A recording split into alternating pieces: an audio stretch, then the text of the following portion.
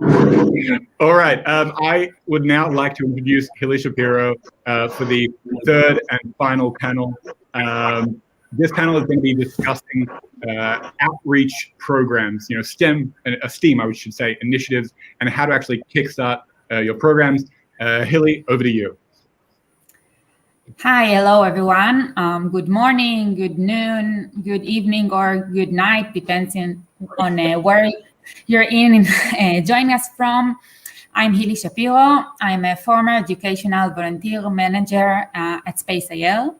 I'm glad to be here tonight with you and host this panel. As Kobe said, STEAM initiative kickstarting your outreach programs.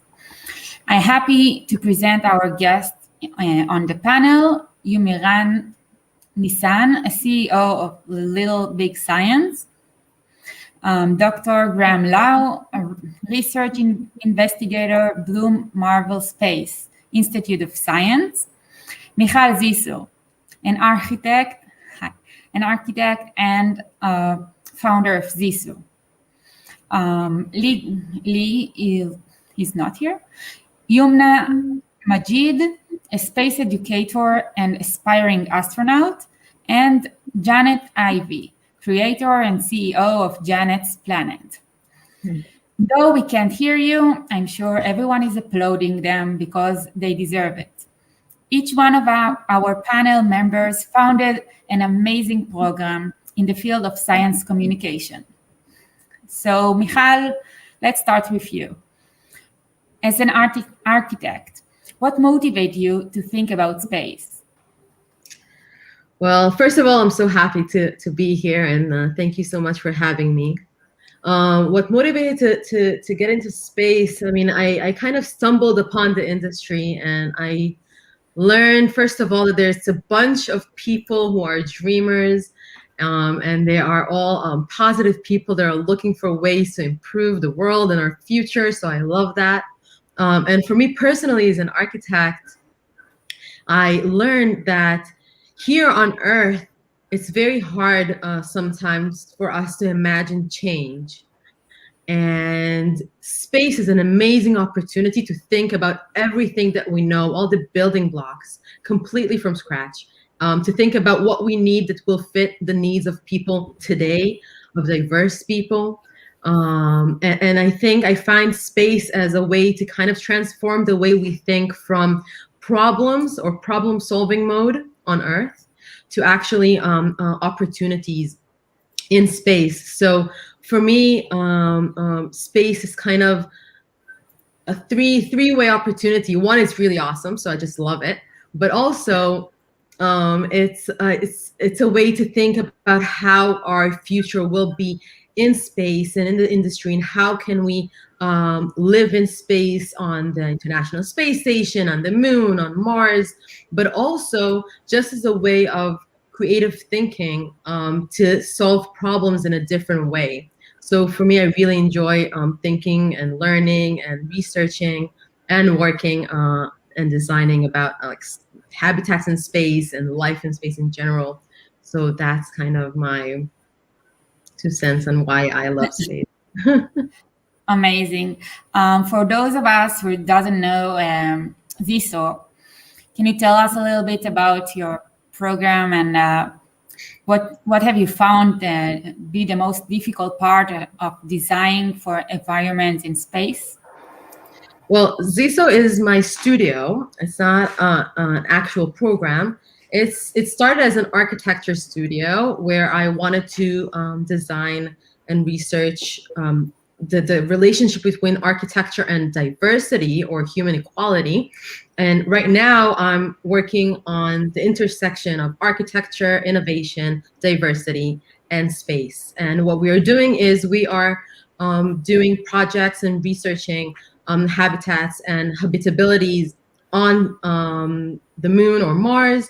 We're also looking into creating a new set of building blocks for architecture, for space. For example, the International Space Station, people don't walk there, they float. And when they move from one space in the station to another, the dimension that is important is not their height, but their width. So that's completely different set of rules. Also, there's no such thing as ceiling or floor.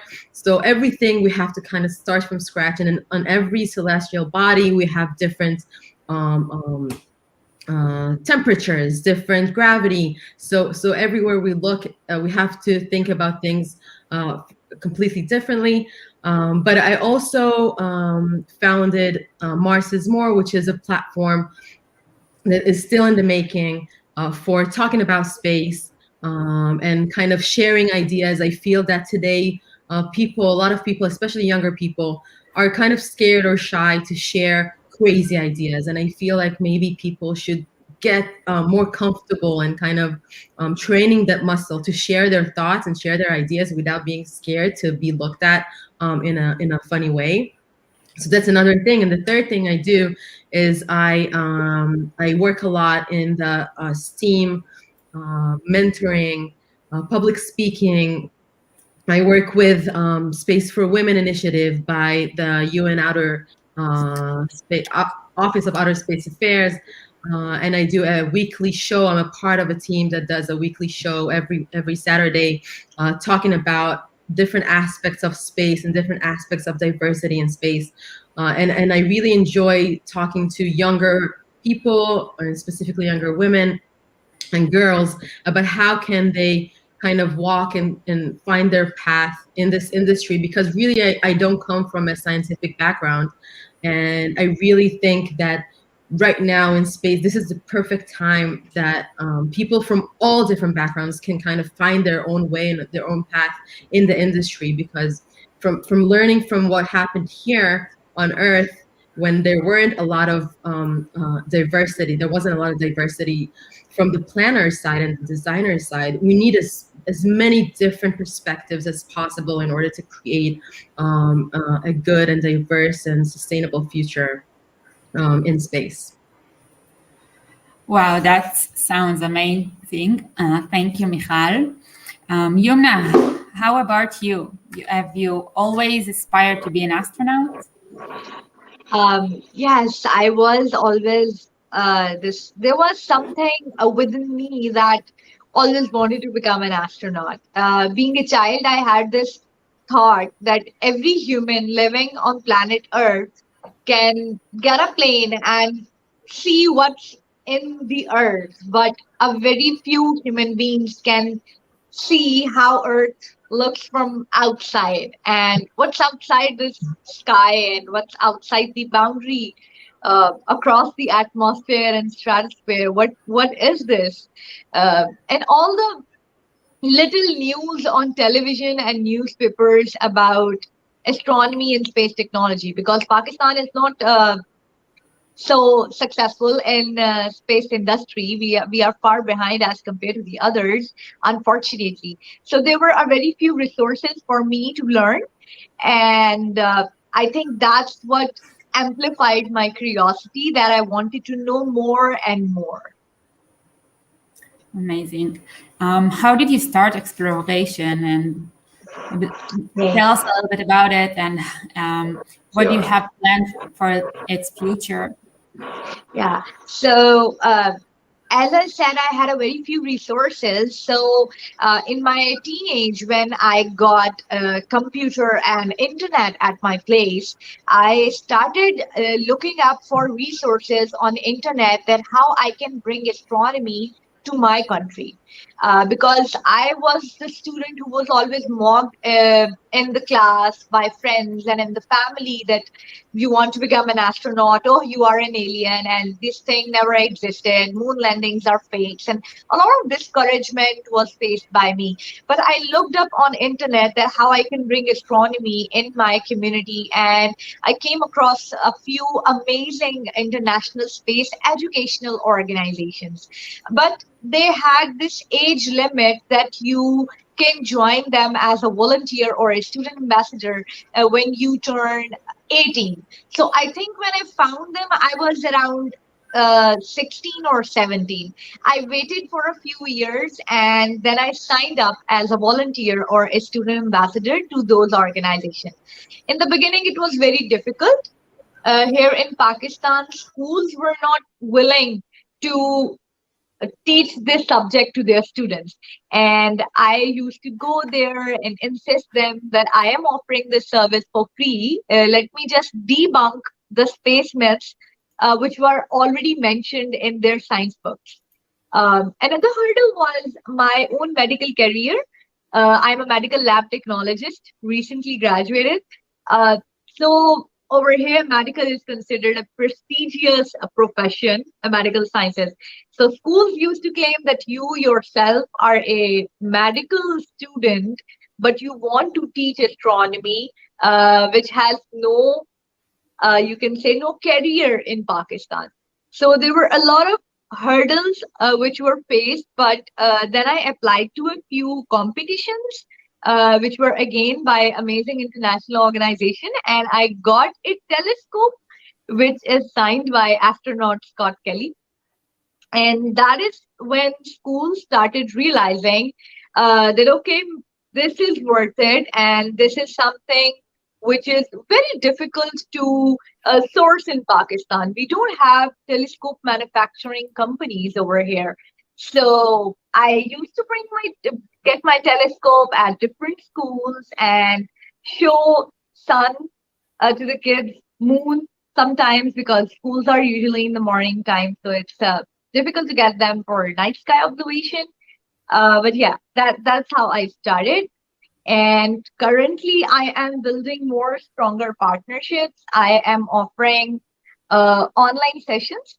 It is very difficult during pandemic because astronomy and space, it's an astronomy especially is an observational science. So no matter what I do, I cannot bring stars and moons in my classroom. So I always use art spectre, but on online sessions, it's very difficult for me. So I'm trying to make it more attractive and engaging for students by inviting some astronauts or some NASA employees or some people who are actually working in space sector, just like you guys.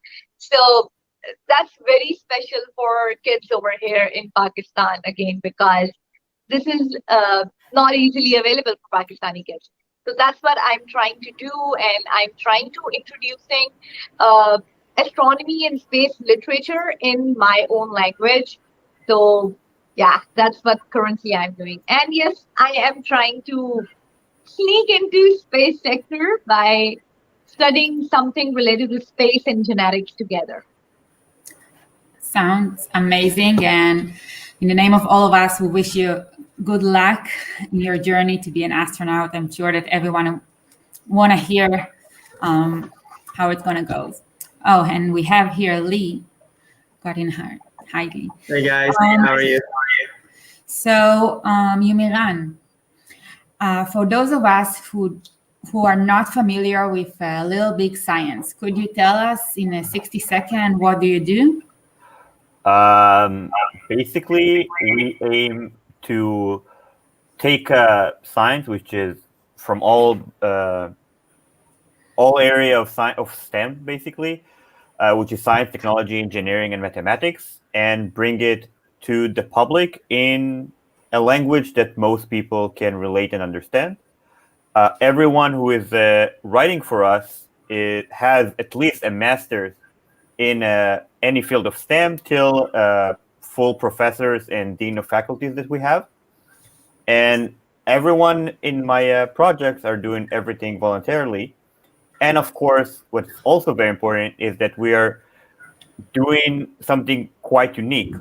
We are actually talking to our followers and answering many, many questions every day, both private message and on comments, where everyone else basically online are usually just posting something and let it go.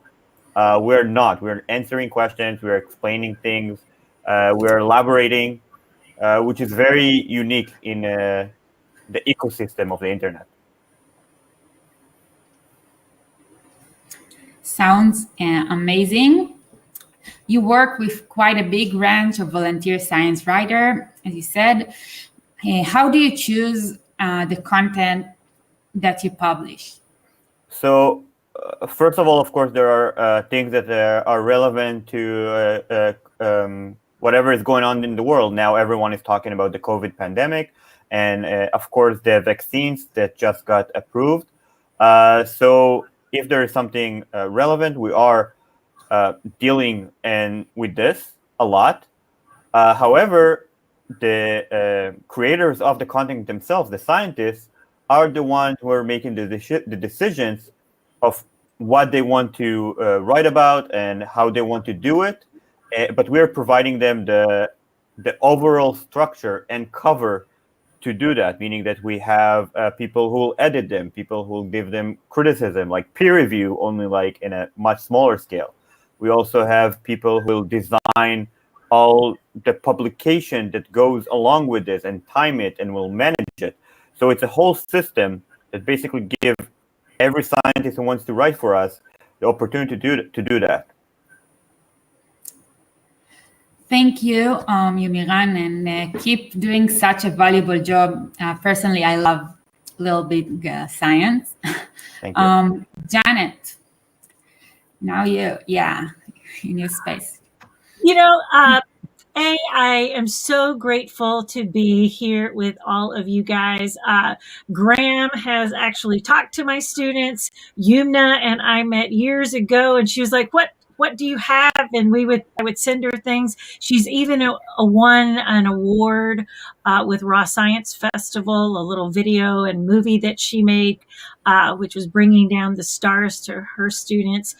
Mikhail, I met this year. So I'm always encouraged that there are so many of us that are working towards this great thing called the education of the young, so that in time, they become the scientists of tomorrow. So Janet's Planet really flipped everything back last spring and went online. Normally, I'm out touring, doing a show, or doing a hands-on science camp. So we're still offering all the classes free. So if you're interested, all you got to do is go to janetsplanet.com and say, hey, I want to join.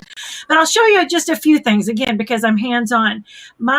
Usually the age group I work with are between 8 years old and 13. So we do everything from, we learn how to do origami, and that relates to how NASA is using origami to make solar sails for telescopes, so they can block out the light, so they can see the movement of stars and planets more easily. We talk about building, again, this is a ridiculous looking lunar lander, but if you look at some of the lunar lander designs, hey, who knows? It might be good science someday. And while it may look just like a crafting project to some, learning the basics of how things work starts here. Everything from even making a straw rocket like that. Again, it gets kids excited, like, how'd you do that? Because at the younger age, sometimes science looks a lot like magic, and you're like, no, it is for real. So my passion and heart for a long time has just been, let's put some things. And here in the pandemic, we have done everything. It's like, you don't need any fancy materials. Hey, everybody should have a paper towel roll or a toilet paper towel roll. What do you got? What can we build out of this, some cups and stuff? And I guess just to conclude, because you guys have fantastic things to share. Lee, I met this year. I'm so impressed with what he's trying to do. Mainly my thing to all my students is, you know what, we have a couple of choices. We can say, oh, I don't know if it matters or touches my life, or we can kind of like build windmills and harness these winds of change, because we're seeing, educationally and evolutionarily, we're on this eve of this great transition. And it's like what I say to the kids all the time, you must first think it, say it, and dream it into being. And there's a shift of mind that's beginning, I think.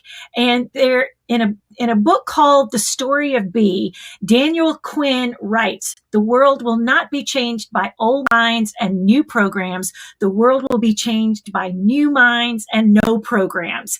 Now, what do I mean by that? I don't know. I'm an old mind. Like, I'm a certain age. I am looking to these students that I am interacting with every day and going, I don't know, that could work. Maybe it could work. I don't believe that we ever have the power to tell an 8-year-old, a 10-year-old, a 12-year-old, that's like, well, the science on that and what we know now. No, I leave room for, I don't know. It's not proven yet.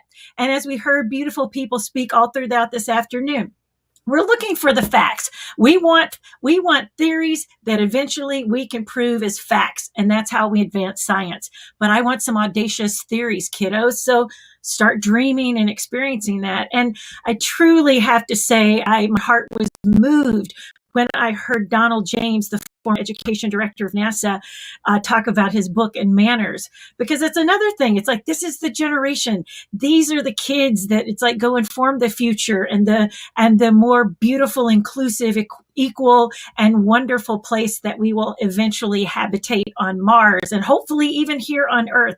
So, always as I'm working with kids, my biggest thing is, get them, and I we've built something and we cheer them on. And then I tell them that, the future is yours to write. You're going to be the ones that sing this song into the heart, turn this dark of night into the guiding light of tomorrow. And you're going to teach us how we grow jasmine in an audacious place. And so I'm looking forward to the dynamism that exists in the very, very young, because if they get excited about science now, I have full faith they will produce great science tomorrow. That's amazing and such a great energy. Here it's a little late. So Lee, that just joined us. We heard your story and the passenger program, and I wanna ask you, what advice do you have to people or kids who want to combine science and arts, or science and film? Now we know that arts, it's a part of the STEAM. Lee? Yeah. Yes. First of all, how do I follow after Janet? What an inspiration and such a great science communicator. She's so full of energy, and we have a private chat here for all of us. The truth is, Ron. I am like this all the time. There is no off button. Yeah. Yeah, we're all just, we admire you so much, Janet. And Janet is actually a great supporter of Passage, and we're sending a lot of her stuff to kids in need later this year. And so Passage is a project that I guess we'll talk about in a little bit, but how do we, I guess, what would I say to kids that are, or anybody, I think, trying to combine space and science and creative things like the arts. And I guess it's just, and something that I think I've learned over the years is do it the way you intend to do it. Don't try and follow a formula. There's, because I've done science shows in the past, and I've done a lot of YouTube stuff, and I've always tried to emulate like a Bill Nye or like a famous TikToker or something. And I think a lot of people kind of struggle to find their identity and their place in science by trying to emulate somebody else. Find what makes you unique. Even, being somebody who's not good at math, who failed calculus 9 times, I'm so proud of that, actually, now that I say it. And somebody that grew up as a creative and a filmmaker, and recently, only in the past 5 or 6 years, joined into the space and science realm.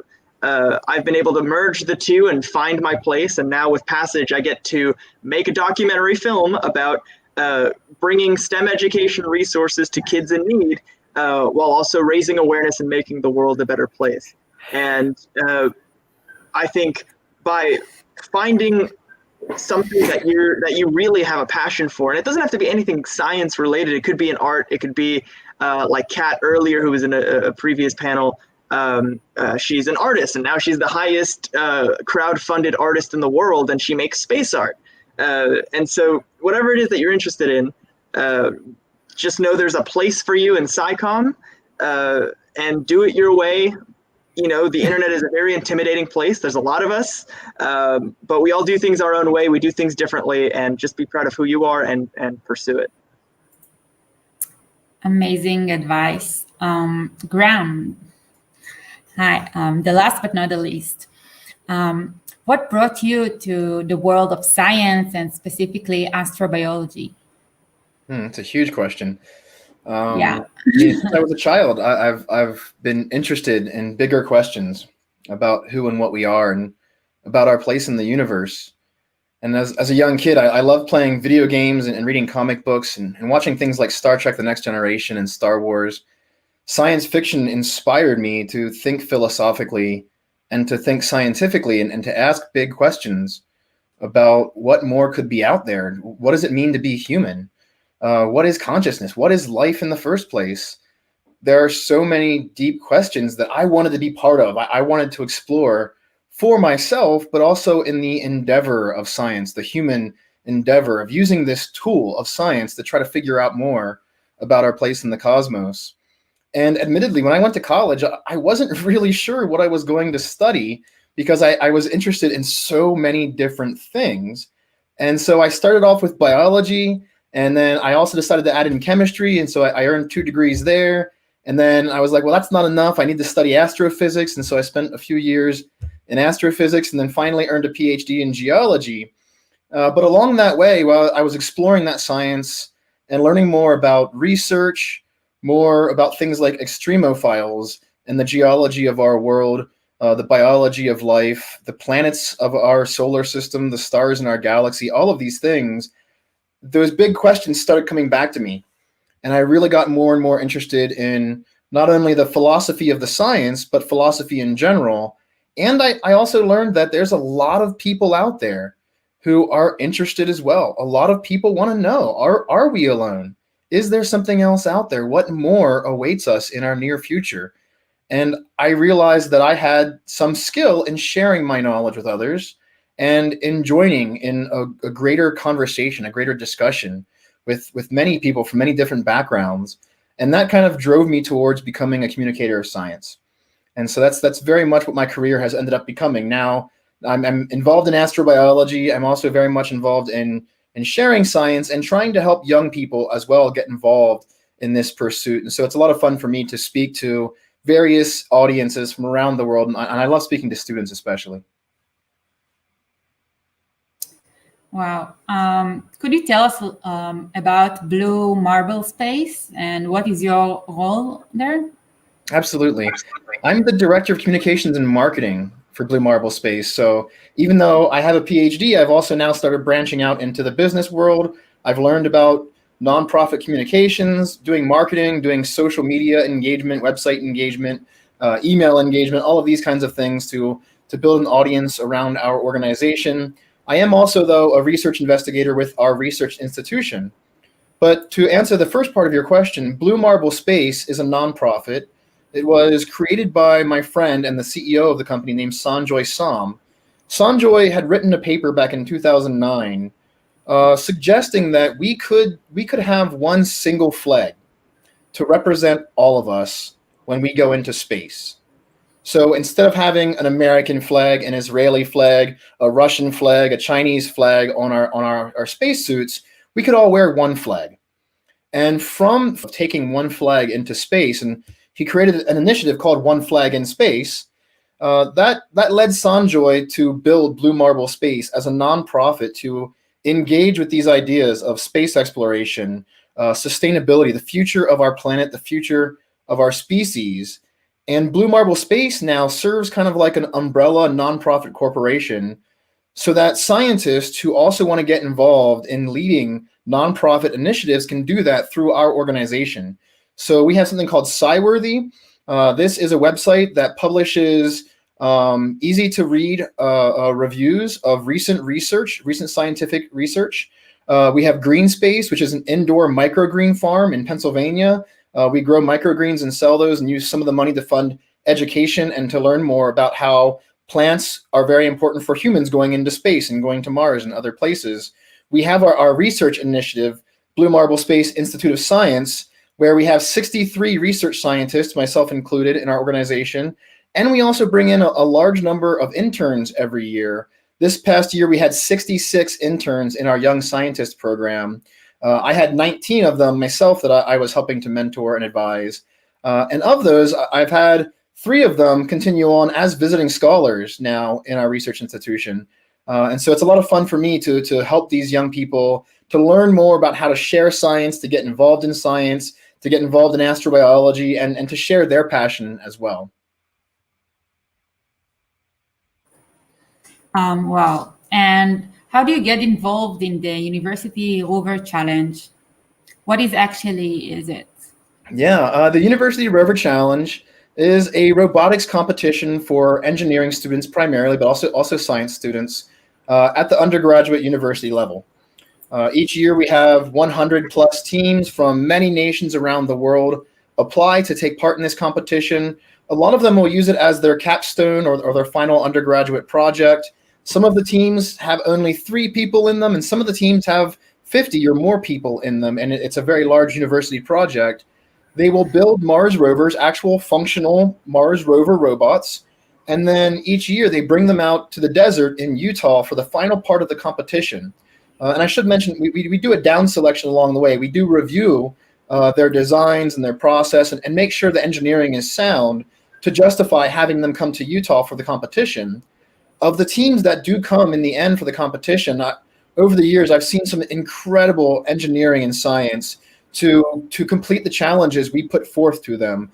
Things like taking tools to an astronaut in the field, using autonomous navigation so the rovers can figure out where they're going on their own, driving the rover up to 1 kilometer away and even out of sight of their communications. We give them a lot of really hard challenges, both science and engineering challenges, to reenact what it's like being on Mars. And some of these young students will likely build the Mars rovers, the Europa landers and Enceladus landers and Titan orbiters and landers of our future. And so it's just great for me as an astrobiologist to be part of this competition each year and to see this happening, to see these young engineers and scientists building these rovers at the undergraduate level that are very competitive and just incredible robots. Wow, sounds interesting challenge, and wish you good luck and thank you so much. This question appeals to everyone. If you could carry out one project with no limitation of budget, time, or resources, what project it would be? Someone want to answer? Wow, it's like unlimited resources. It's like I would say I would grab all of these people plus some of the others that have spoken today. It's like, all right, guys, Lee, get that plane ready. We're going to make a stop in every place possible and take science there. That's what I would do. I would enlist every good-hearted educator I know. Let's hop on Lee's plane and we would take science to urban places, rural places all over the world, and put science in their hands. I mean, it's like there is something magical, and Yumna mentioned it a while ago. There's something magical when you introduce a kid to an astronaut, somebody that's actually been to space, or you introduce them to an astrobiologist like Graham Lau, or an astronomer like Grant Harkness, or anybody you name, any field, and it's like all of a sudden when somebody sees something, oh, I've never heard of that. That's interesting to me. Those are the things that I think matter. So yeah, I would coordinate a global effort, and we would make education and science education the number one priority. If you want to give me that money, I'm totally fine. I'll lead the charge today, people. Wow, I'm a little bit honored that Janet just said, yeah, whatever Lee's doing, let's just do that. Well, it's like after we go to where you want to go, then we'll just kind of continue the trip. How about that? Oh, yeah. And honestly, I mean, it's kind of in the works now, and it's kind of, just a thought right now, but there is a plan to do a whole thing around the world, maybe stopping by Yumna and maybe Israel as well. So we'll definitely talk after Passage. Passage is definitely an exciting thing that's happening, and we'll provide a lot of resources for kids to succeed in STEM. But, maybe we will do a very low Earth orbit, if you will. So yeah, unlimited resources. Yeah, I agree, Janet. If there's anybody that we can pay for it, that would be sick. and even further, it's like, how cool would it be to take a few or a bunch of kids to space? Because I think at that moment when we saw them react to that overview effect. It might really, already when you hear an astronaut talk about it, it sort of changes your whole consciousness.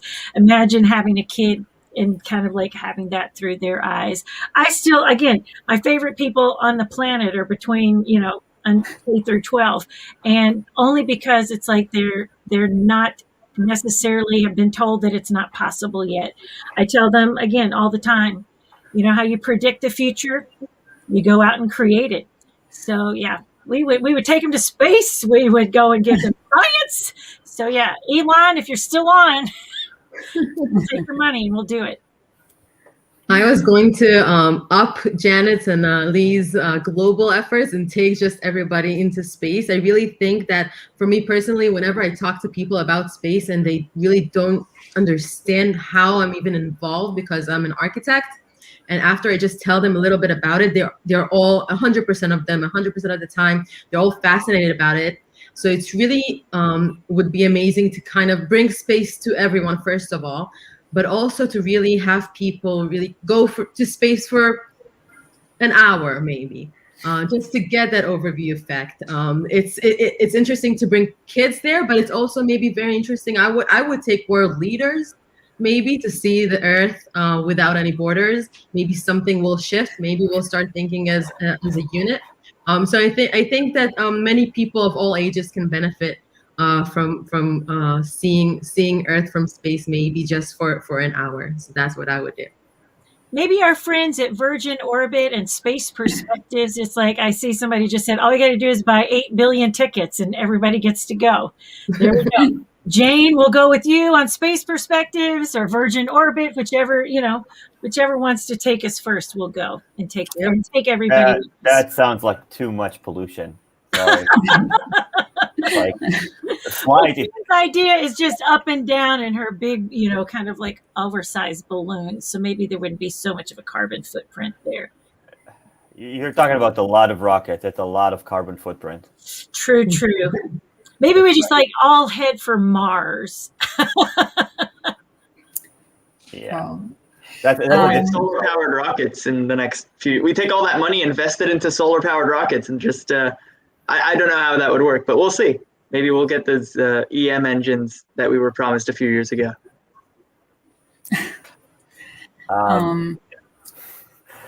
Yeah. Okay. May I thank again to our guests in this panel, Yumiran Nissan, Dr. Graham Lau, Michal Ziso, Ligiat, Yumna Majid, and Janet Ivy. It was a pleasure to have you here and to learn from your experience and stories. I would like to invite Kobe Rose to say a few closing words. Thank you so much. Everybody. Wow. I don't really have the word to